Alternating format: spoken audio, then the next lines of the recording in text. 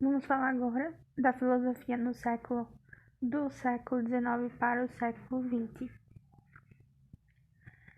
A transição do século XIX para o XX é a transição do moderno para o contemporâneo.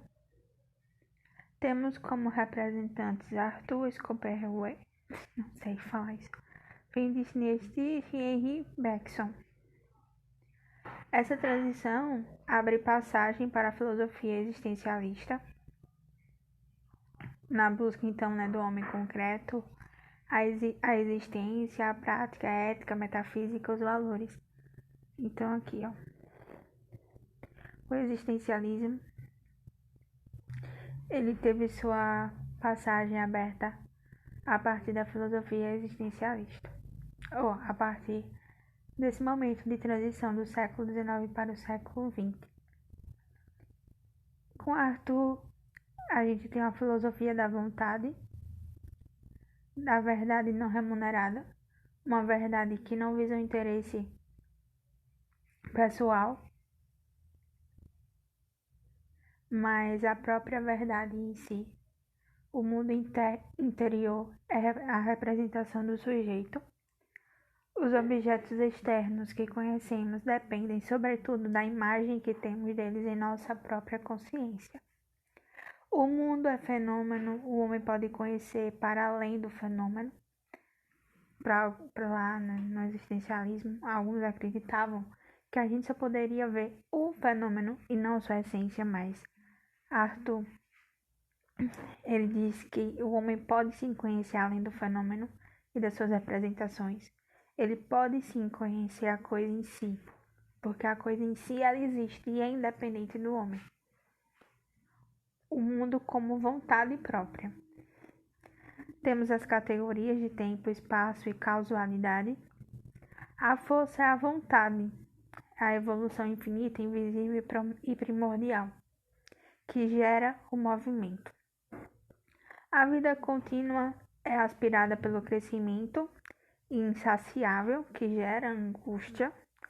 Então, com o Arthur, a gente tem aqui a nossa vontade de sempre querer mais. É necessário, pela ética da vida, eliminar o desejar, mas não negando completamente a vontade, mas é só para tentar minimizar essa angústia, né? É desejar, mas conseguir saciar mais esses desejos.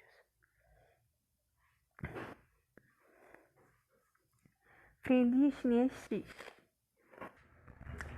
Para ele, a moral dos senhores e dos escravos, ele fala, na verdade, sobre a moral dos senhores e dos escravos, a existência humana como uma tragédia, a existência humana é trágica, mas mesmo a vida sendo trágica, ela deve ser vivida como um sim, com ação, e não com resignação e derrota.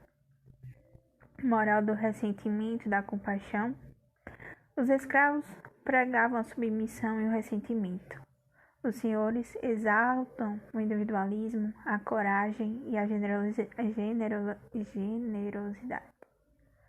A seta é a rejeição aos valores terrenos, utiliza dessa conduta para agredir e dominar os outros. Niilismo, ou seja, a negação de tudo, porém é preciso amar o mundo em sua ausência de sentido. O homem precisa ser novo, além do homem ser um super-homem. Substituir a moral do ressentimento, de tudo deves, pelo eu quero. Valores que reforcem a condição autônoma e responsável do homem. O super-homem é livre, age por coragem, deve renunciar à servidão. O homem é terreno, inteligente. A autonomia existencial é a condição indispensável para o super-homem. A arte é uma forma de expressar a personalidade.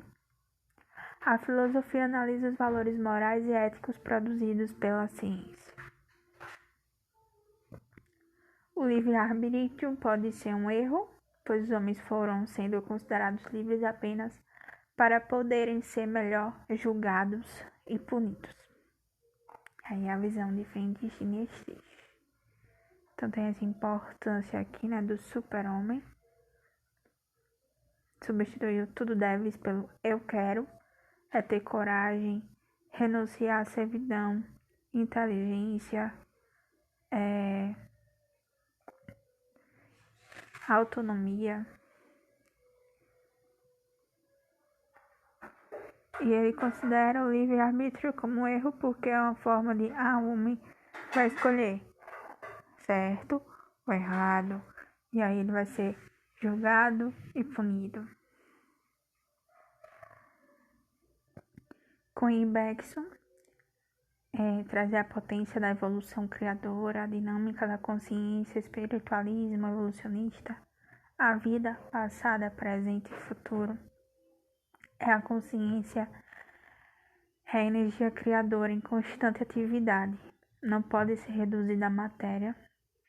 Critica o positivismo, a ideia de tempo, redução mecânica, sempre igual, sequencial, quantitativa.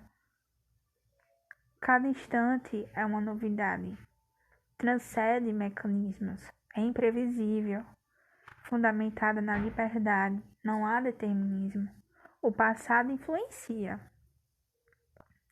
Eterno devir, vir a ser. História dos acontecimentos da consciência. A vida não é matéria, é energia em movimento. Institutos são órgãos naturais, inconsciente, reconhecimento, desejo e interior. Inteligência são relações, ideias, conceitos, consciência, entendimento. Complementares são intuição, metafísica, interior da vida e verdade dos objetos.